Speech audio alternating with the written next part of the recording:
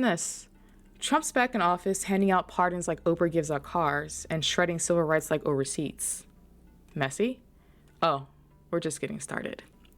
Welcome back to Truth Bombs and Messy Humans, where we rip through the chaos and drop some unfiltered real talk. Today we're tackling the drama swirling around Trump's inauguration, Project 2025, and his first executive orders. And oh, we're not stopping there. We're diving into his sweeping pardons for January 6 rioters, the quote-unquote loyalists, as he likes to call them. Spoiler alert, this isn't just about justice, it's about control. If you think democracy is thriving, well, let me remind you, we're in the ICU, so grab a drink, tea, coffee, whiskey, whatever keeps you sane, and let's get into it. On January 20th, 2025, Trump took the oath of office for the second time, on none other than Martin Luther King Jr. Day. Oh, the irony. MLK, a symbol of justice and equality, would probably do more than roll in his grave. He might dig himself out to protest. Trump's speech, a greatest hits album of his usual tropes, promises of a golden age, rants about restoring safety, and of course, painting himself as the savior of a fallen America. According to him, the nation's been spiraling into chaos, and he's here to save the day. Cute, right? Until you realize his quote-unquote golden age is less about unity and more about turning the clock back to a time when marginalized voices were silenced. But let's dig deeper. Trump framed his vision as a return to law and order, which is code for rolling back rights and freedoms under the guise of safety.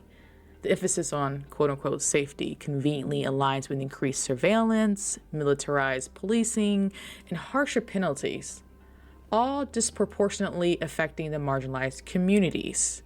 It's a rebranding of the same oppressive tactics we've seen before. And the dumbass audience ate it up, with cheers erupting every time he promised to quote-unquote drain the swamp. But let's be real, folks, his version of draining the swamp involves replacing it with the private lake of his inner circle. This speech wasn't a call for change. It was a rallying cry for consolidation of power. And let me be blunt, this wasn't a call to greatness. It was a carefully coded shout out to regression. When he says quote unquote golden age, he's reminiscing about a time when equality wasn't inclusive, it was exclusive, reserved for straight, white, cisgendered men. Equality doesn't mean flipping the script or erasing anyone. It means leveling the field so everyone gets a shot. But in Trump's playbook, equality looks like a zero-sum game, where any progress for marginalized groups is seen as a threat. And while Trump didn't choose the date of his inauguration, let's not rewrite history. His rhetoric does the heavy lifting of signaling what he stands for. Forget honoring progress or civil rights. This was a stage to undo decades of hard-fought victories. It's not about creating a better future. It's about recapturing an imagined past where some voices mattered more than others. This isn't just a political strategy, it's a cultural strategy aimed at deepening divides and fanning the flames of fear. And for those who think these issues don't apply to them, come on now. Come on. Oppression doesn't discriminate when it comes knocking. This is everyone's fight. I mean, what's next? Trump hosting a seminar on racial harmony during Black History Month? The audacity might as well file for its own zip code. Let's talk about the January 6 pardons. In one of his first acts as president, Trump pardoned nearly 1,600 January 6 defendants, including members of far-right extremist groups. His rationale? Loyalty to him equals loyalty to America. Huh. Wow. These pardons included people convicted of assaulting police officers, threatening lawmakers, and even plotting violent insurrections. Here's more fucked up shit. Trump didn't just pardon them quietly. He called it a celebration of patriotism, turning the pardons into a victory lap for those who literally try to overthrow democracy. These pardons weren't just a slap in the face to justice. They were a green light for future insurrections. By rewarding those who participated in January 6 Trump is essentially saying, do it again and I've got your back. It's a chilling precedent that undermines the very foundation of accountability in this country. Let's also talk about the ripple effect. These pardons embolden extremists, sending a message that their actions won't just be forgiven, they'll be celebrated. Meanwhile, law enforcement and the judicial system are left powerless. The efforts to uphold the law reduced to a political fucking game. Let's not sugarcoat this, guys. This isn't patriotism. And you guys know it. Pardoning these rioters sends a clear message. Loyalty to Trump trumps loyalty to the Constitution. Let me repeat that again. Pardoning these rioters sends a clear message. Loyalty to Trump trumps loyalty to the Constitution. It's not about justice. It's about reinforcing his narrative that January 6th wasn't an insurrection, but a quote-unquote righteous cause. If you think for a second this ends with pardons, think again. This sets a precedent that political violence can go unpunished as long as it serves the right leader. That's not democracy.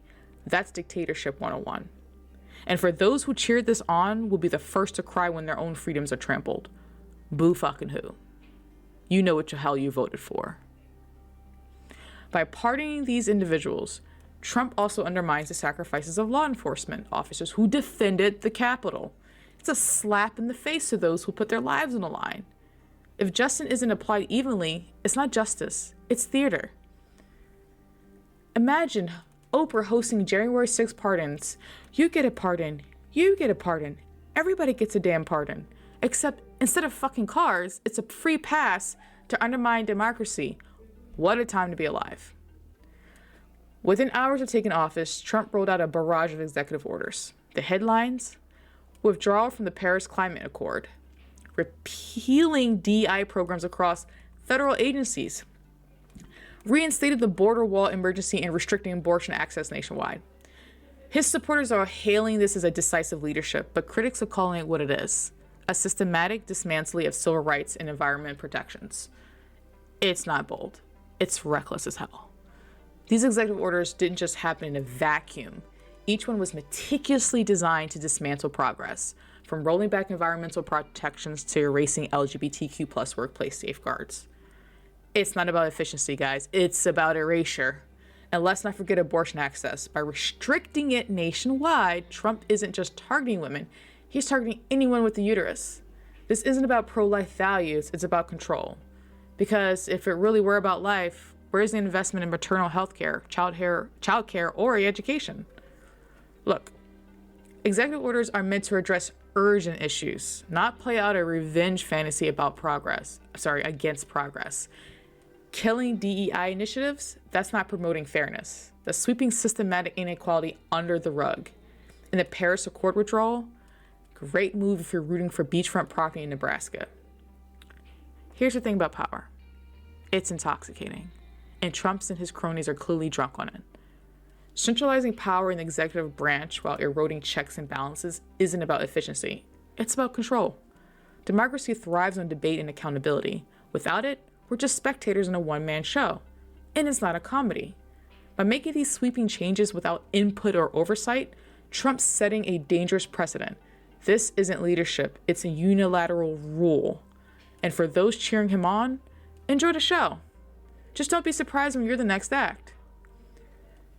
If Trump's executive orders were a fucking movie, the dialogue would say, "Making America Great Again, one disaster at a time, coming soon to a nation near you." Bada bang. Let's talk about the fallout. The backlash to Trump's actions has been swift and polarizing.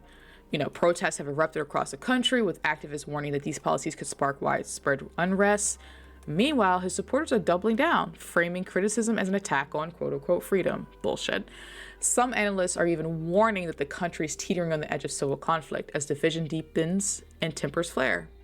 The protesters are a sign that people aren't willing to go quietly, but the escalation of rhetoric on both sides is alarming. When political disagreements turn into physical confrontations, we're no longer talking about a healthy democracy. We're talking about a fractured nation. This isn't about Trump. It's about the system that's been stretched to its breaking point, people. The real question is, can we pull it back, or is it too far gone? We're at a crossroads, messy humans. Seriously. This isn't just about policies. It's about the soul of our nation. Trump's actions are dividing us further, and if we're not careful, this won't end with heated debates. It could end with something much worse. But here's the thing about revolutions. They don't have to be violent. They can be fought with votes, voices, and collective action. We need to stand up for what's right, even when it's messy, uncomfortable, or downright exhausting. Because if we don't, we're handing over the keys to our future and our children's future to people who'd rather drive us off a cliff. The potential for conflict is real, but so is the potential for fucking positive change. History shows us that moments like this can lead to incredible progress, going in the right direction, not backwards, if we're willing to fight for it. That's it for today's episode of Truth Bombs and Messy Humans. If you're fired up, good. That means you're freaking paying attention. Trump's actions aren't just political as usual. They're a wake-up call for every single one of us. Whether it's fighting for civil rights, protecting democracy, or simply staying informed, we all have a role to play. Drop your thoughts in the comments. Are we headed for chaos or positive change? Like, subscribe, and share this episode with someone who needs to hear it. Stay messy, stay informed, and most importantly, stay in the fight. We've got this.